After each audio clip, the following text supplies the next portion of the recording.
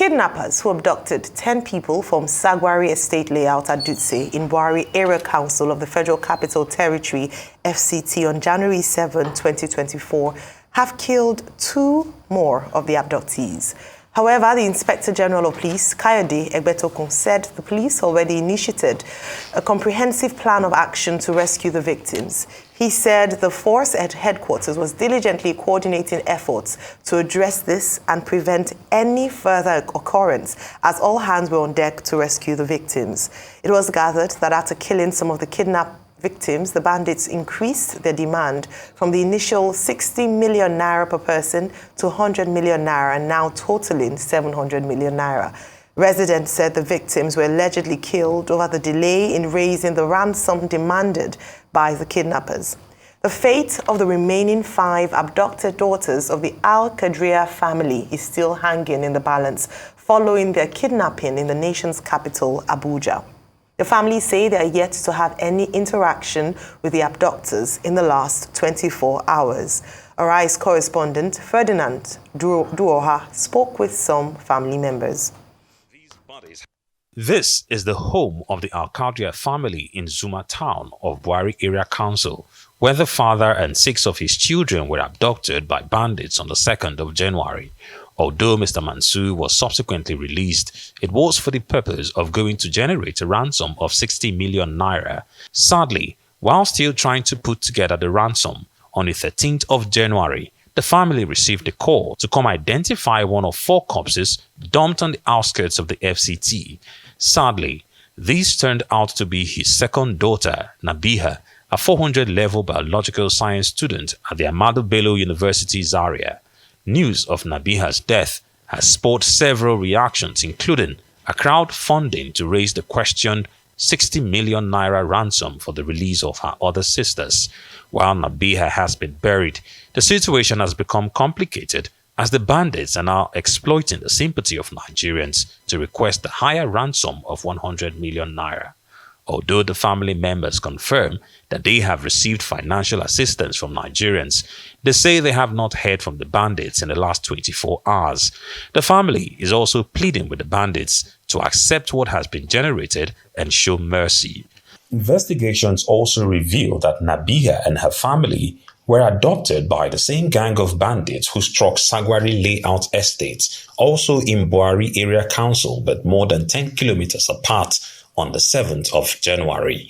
These bandits also killed 3 victims from the 10 abducted in Sagwari and dumped their bodies alongside Nabiha's in a community on the outskirts of the FCT. Meanwhile, the head of the vigilante group in the Zuma town, where the family resides, say the once peaceful community has been overtaken by fear. The mood of the community is that of fear, because what happened is what one never expected. As long as I can remember, we've not had any issue or security challenge here. The community is also asking for the intervention of the federal government so as to develop the ungoverned large swaths of land and ensure it is not a hideout for thieves. There are some farms that have been abandoned. You can't go there to harvest. Those who have yams to harvest have decided not to because of the fear. You may be in a farm and then the next thing you will hear somebody greeting you with a strange language. And before you know, you're taken away. So we are in fear actually. These mountains you see that we once enjoyed have become so terrible for us now. We cannot do anything. In Kao Grazing Yard, it's not possible to be in the FCT entirely, because it's causing us a problem, big problem. This is the hideout of all these bandits. Since the greater press in Kau, we are facing problem. Buhari Area Council borders Kaduna and Niger State and has seen an increase in the spate of bandit attacks since December last year. The council chairman is calling for synergy between the governors of the 2 states and the FCT minister to end the violence. The attack we are talking about between Niger, Kaduna, FCT and Nasarawa. The governors must come together with the FCT minister to sit up. If not, these people, all they are trying to do, if you look at what they are doing, their strategy, where they are aiming is Federal Capital Territory, which is the eye of Nigeria. And if we shall allow these people, they will disgrace us. They will come into Federal Capital Territory itself as they are coming gradually. There are villages around Kaduna side, even in my area. Many people don't longer sleep in their village because they are terrorizing them. Now, this signboard perforated by bullets tells us about the exchange of gunfire which did take place on that night when Nadiha, her father, and 5 of her sisters were abducted by the bandits. Well, sadly, there will be no tales of any heroism on her part after she was killed by the bandits. But the prayers of the family is that the family members who are in captivity are released sometime soon. Ferdinand Duroha, reporting from Buari Area Council. Meanwhile, First Lady Oluremi Tinubu has called on security agencies to intensify their efforts in addressing the issue of kidnappings and insecurity in Nigeria. Oluremi Tinubu also poured out her lamentation over the devastating loss of Nabiha, one of the sisters who was murdered by the kidnappers. She further condoled the grieving Al-Qadria family and called for fervent prayers for the safe return of the other sisters and every abducted person. All right, Vimbai, we talked about this yesterday. Developments here. Unfortunately, we've heard that it's not just the Al-Qadria family who've been affected by this sad spate of kidnappings. We've also had other families, including the Ariyo family in Abuja, whose daughter, they lost their daughter for Lawrence Ariyo, as well as a 13-year-old. What's your take on this story? This is heart-wrenching, Ayo. This is absolutely heart-wrenching because this is an ongoing saga. We have this particular incident today. We have another one yesterday, the day before. They're the ones that are unrepeated. And we question what is going on. I want to quote the former Minister for Communications and Digital Economy, Issa Pantami, who is venting his frustration at what he's calling the lack of use of the NIM SIM policy. So the tools exist, the policies exist that are supposed to help us combat this impunity that is running wild in our country. But what is going on? Why is the human factor not engaging all these tools, the wealth of wisdom that has been plugged into our system to be able to make our country safe and functional? And then I also want to appeal to my brothers and sisters in the media, because there's so many reports, and I'm sure you will elaborate on this. When we report on these stories, are we being responsible as media practitioners? Are we fueling the crisis, or are we doing our duty and our responsibility as media practitioners in ensuring that these cases are reported responsibly, in ensuring that we're not adding fuel to fire, in ensuring that we are prioritizing the safety of our people, but also the integrity and the work that the security forces are working? Because no matter what we want to say, the security forces, they're working. They are working. They're doing their best. But we all have to come together to make an effort. So I'm disheartened and also just tired of being disheartened every day. Very tired. All right. Disheartened, tired, and I'm sure you expressed the feelings and thoughts and sentiments of many Nigerians in terms of being disheartened and tired of feeling this way. Rufai, your take on this story? So for me, the part I cannot understand is the insensitivity of the government. Yes, First Lady Oluremi Tinubu made a statement, but I expected President Tinubu to be able to talk about that when he had the chance yesterday. Again, he missed the chance, just like President Tinubu did with his January Day speech. President Tinubu has been missing the chance too much to connect with Nigerians at their lowest ebb. And I'm sure President Tinubu forgets that he is the chief mourner and the father that is supposed to be there for the Nigerian people. He was in Imo yesterday talking about other things, but he never spared a thought for the victims of the kidnap and Abena. That's the height of insensitivity. Because if a leader doesn't spare thoughts for people affected in the country, then it shows that there is no level of thing we say here that will be able to bring them back. So that's another opportunity missed. And the speechwriter should do better. Secondly, the insensitivity of the security agencies. A police spokesperson said something yesterday, that Nigerians should not cry more than the bereaved. That's the height of insensitivity. If there is no bereavement, there will be no tears. For the fact that people are crying is that there's a bereavement. And for good measure, that police spokesperson should try to put himself in the shoes of Alhaji Kadrea. That his only offense is that he was able to build a house with his hard-earned resource, and the government cannot provide security for him as stated in Section 14, subsection 2 of the Constitution. So when we talk, we should be careful as security agents. 3, the police IG says, yes, we have put a comprehensive plan in place. We want to see how implementable that comprehensive plan is in place. You need to feed people with information. Yes, we've been able to debunk the story that there was no 700 million ransom as reported. But when you don't give the media proper information, lies will envelop the space. That's what's happening.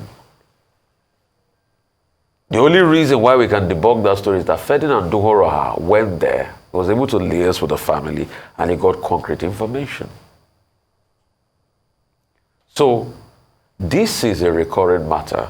This is a matter that the police ought to be briefing from time to time.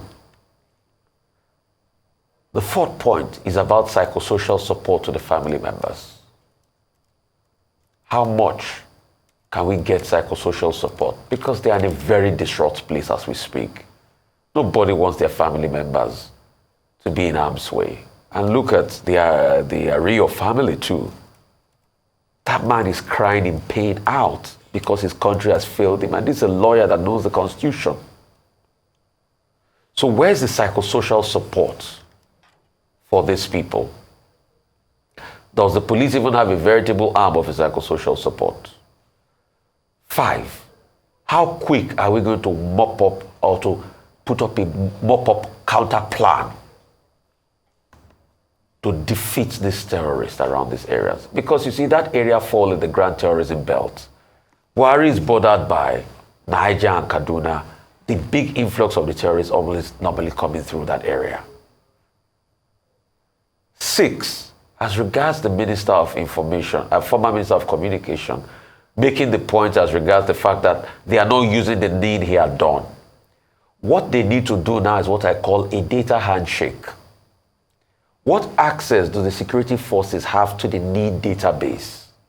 How is it stored? How can it be totally deployed to be able to be used for intelligence and for tracking in cases like this? So rather than complain, can he also sound a note of warning for a proper functional data handshake across the security and the various data sets we have in the country? I rest my case. Right. A very sad one this morning, and unfortunately, this happened over a week ago, according to reports, 7th of January. And a week and 2 days afterwards, the police are still coming to say that they're trying to contain the situation. A number of things. Unfortunately and sadly, Nabiha Akujia was not the only person killed. A 13-year-old daughter of the Ariyo family, Folorunsho Ariyo, was also killed, and her body dumped by the wayside for her parents or her family members to identify and bury. She was kidnapped alongside 3 of her siblings and their mom. Her mom was released, and then calls were made, and in the same fashion, almost like a playbook, as with the Al-Qadria family, she was also killed because of the delay in raising ransom money. I said something yesterday that when people resort to self-help, as in the case of crowdfunding to raise money for criminals to be able to release their children, and you can understand that as a parent, as a family member, you can understand the desperation of people to pay ransom, even though it's said that ransom is illegal, you don't pay ransom. But tell that to a woman who has just seen her first child being killed. Tell that to a father or a mother who has just seen his bright, promising 400 level student killed. Don't pay ransom. When the police or security agencies have failed to meet or to protect lives and properties, it's very difficult to explain that to them. Now, a few things to look around. The presidential candidate of the PDP, Alhaji Atiku Abubakar, had spoken concerning these, what some people have now described, some headlines describe as a pandemic of kidnapping. We now have a pandemic of kidnapping in Nigeria. Very sad.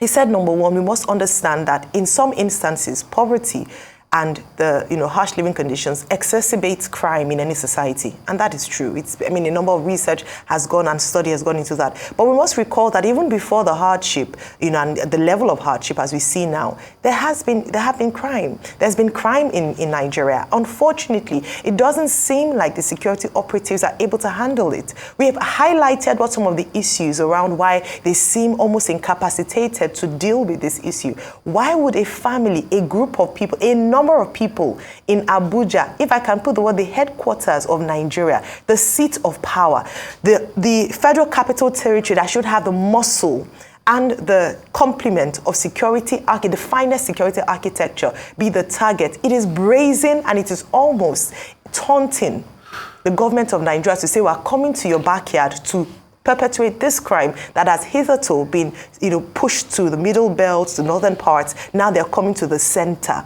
Very soon, people are saying they may even come to the metropolis and begin to grab numbers of people and go out. So that's a causative factor. Another thing we must also look at is also how lucrative it is. When people are fundraising money for criminal activities, it means that the business is working.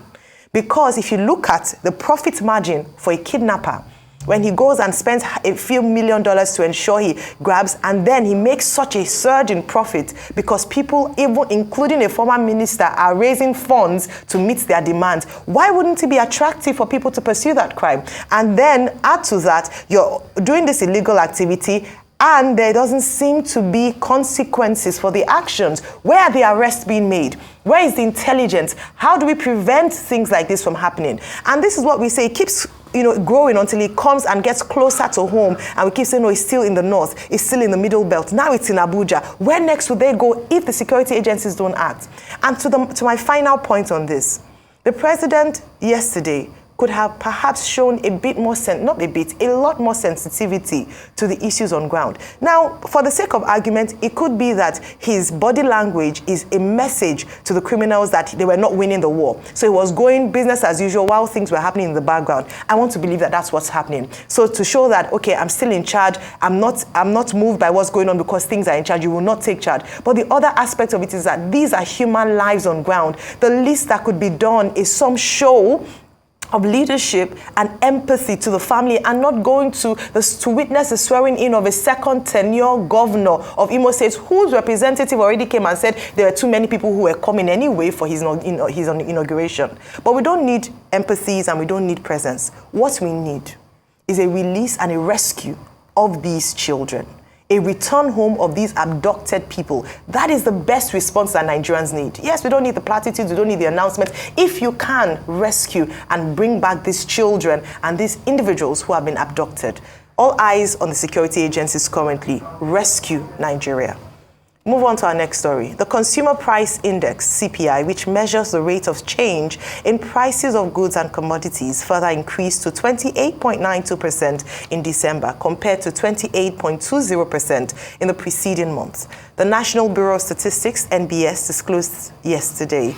The NBS attributed the 0.72% rise in the headline index to increase in food and commodity prices, including energy. According to the CPI figures for the month under review, food inflation rose by 10.18% to 33.93% year-on-year, compared to 23.75% in December 2022. The annual food inflation was attributed to increases in prices of bread and cereals, oil and fat, potatoes, yam and other tubers, fish, meat, fruit, milk, cheese and egg, month on month, the food index increased by 0.30% to 2.72% from 2.42% in November.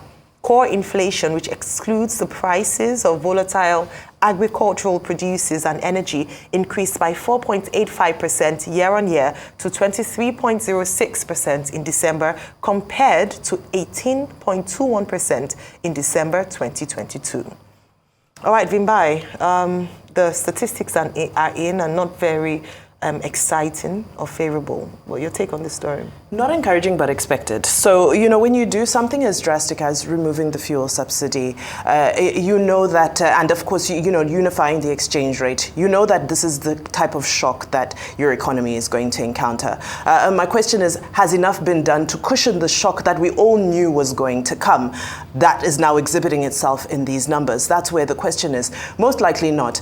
You can't separate this from the conversation we've just had about security. One of the gentlemen that was interviewed in that report talked about how many farms have been abandoned because you can't go and harvest your yam. Before you know it, there are people who are coming to attack you and so forth. Now, this inflation is being felt hardest in the urban areas because the urban inflation rate is actually 2.08% higher than the overall inflation rate. It's sitting at 31%. So people in the cities are feeling this, in the most difficult possible way. Bring in energy costs, bring in healthcare, bring in all of the factors. And it continues to rise. Of course, we do know that the central bank and Mr. Cardoso have committed to fighting inflation as their priority, their number one agenda. But the question, again, is when you do something as removing a fuel subsidy, when you do something as drastic as unifying an exchange rate, how do you do those things without ensuring that all the necessary mechanisms will be implemented to counter the shock that we all knew was going to come? We're being asked to be patient, so people can only be patient for as long as their stomachs will allow them, unfortunately. Disheartening to see these figures increasing, projected to continue to increase by all. And now we wait and see what the interventions will be. Palliatives won't cut it. We need well-researched, well-structured, intellectual, economic tools to battle this. All right. Thank you. So a couple of things. We're not surprised. In fact, I'll say I'm surprised about these inflation numbers because KPMG had projected about 30% by December. So these are the December numbers coming in at 28.92%. So a couple of percentage points off the KPMG projection. What is causing inflation in Nigeria? Number one, government reckless spending. Because government was reckless post-COVID, and even this administration, because in the last 6 months, this administration has spent over 7.3 trillion. What this administration have used that money for, I don't know. Maybe they might come out and tell me afterwards. And now they have to go and securitize that money, the Ways and Means. And Ways and Means pretty much means printing of money. And when a government doesn't have the money, doesn't earn the money, and it prints the money, definitely the general malaise on the currency happens because the currency becomes worthless. So that is what has destroyed constantly the Naira in recent times. And if the government had printed money and used the money for the general well-being of people to bolster the economy, it would be a good point. But increasingly, the money keeps going away in corruption and all sorts of fraudulent activities that we see and all sorts of spending that we cannot explain. That's one part. Another part of this inflation is constantly about the legacy issues. What are the legacy issues? Farmers cannot go to the farm, like Vimbai said rightly. We all remember the killings of 100 farmers in Zabamari and also the fighting in Jos. Take, for instance, Bokos and those areas around Mango. These are the largest potato producing belts in the country. And that's why I'm not surprised that cost of tuber is increasing the cost of inflation. Yams and things like this, most of the food is produced in the north. But when you have this high level of insecurity, farmers will not go to the farm. Rice and the likes and all of that. Meat, even a lot of our meat stock comes from the north. We eat a lot of beef in this country. So when you have that, inflation rises. Also, there's a textbook way of controlling inflation and keep on increasing interest rates. But for some time, we've not had monetary policy meetings and we've not been able to bump up the interest rates. That's one measure. But most importantly, how can we solve this long-term problem of, number one, spending wisely and stop overburdening the currency by printing. Secondly, solving the legacy issues and bringing insecurity down. Because if we do not do this thing, inflation will continue to go up. Our CBN target is supposed to be 9%. But at 28%, we are about 21 percentile points over our CBN targets. Inflation numbers are over a 5-10-year high now as we speak in the country. And it's debilitating on the economy. I mean, the last time Nigeria used to have this very debilitating inflation figures, maybe the early 2000s or the mid-90s, about 93 or 94, where we had interest rates topping close to 50%. So we have our job cut out for us. Will this government have the will to cut governmental spending? Because the trigger for printing more money is the recklessness in governmental spending. Like Peter Obi says, it's not cutting 60% of your travel cost. It is cutting 60% of cost of governance. And stop trying to inflate the cost of governance when you know you cannot afford it. In this budget, there are many frivolous projects that ought not to be there in the first place. So how can we solve that problem and fix the problem of inflation? And another thing, we're waiting for the next monetary policy meeting, probably to be able to get a head start on where the CBN will be going as regards the economy this year. Absolutely, Rufai. The importance of this wait for the next monetary policy meeting is in line with what famous economist Milton Friedman believes is a key way to control inflation, which is through tight monetary policy. And this is where the onus falls on the CBN governor, Mr. Yemi Cardoso, and it seems like a number of people are waiting for the direction in which, with an MPC meeting, where we're going with whether he's raising basis points or not, interest rates. I mean, there have been arguments as to whether this is indeed effective in controlling the rise of inflation, and almost like a meteoric rise here in Nigeria. Like you mentioned, a number of people had looked at the indicators to suggest that we might possibly be hitting a 30% inflation rate. So at 28.92%, it seems like we fell below the mark, even though it's still a record high for Nigeria. Now, look at food inflation. It's already been said, beyond monetary policy, we also look at, other structural issues that occur. We're talking about insecurity just a few minutes ago, and we look at the impact of insecurity on the cost of food. I can understand December in terms of food inflation in December, even though year on year was about a 10% hike. And you can understand that because it's December, it's the festive season, and also the impact on the prices of food, global prices, foreign exchange, importation, and the likes. This government inherited a myriad of issues, one of which was the state of the economy. And they came into government or came into administration with a full awareness of the issues on ground. Therefore, what Nigerians are looking forward to, we're not expecting a miracle, a magic wand. Miracles happen, so let me not say that we look forward to a miracle all the time, but a magic wand to wish away the issues or the problems. But what we must begin to see in terms of the government is at least a step in the right direction towards controlling inflation. Not yet certain if what they've done so far in the last 7 months suggests that perhaps this is they've started to take certain decisions or make very critical decisions to ensure that at least we are on our way out of what has been an economic slide. But time will tell. I think these are one of the areas where we must cut them some slack in terms of the fact that we've come from quite a tumultuous administration under the last administration, and what this current administration is doing is trying to grapple and try to make sense of the devastation on the economy that the last administration had. However, Nigerians, even though very patient, might be quite short-tempered in terms of wanting a way out so that we can better the lot of others. Because the impact of high inflation are a number of things. Number one is that it disincentivizes investments.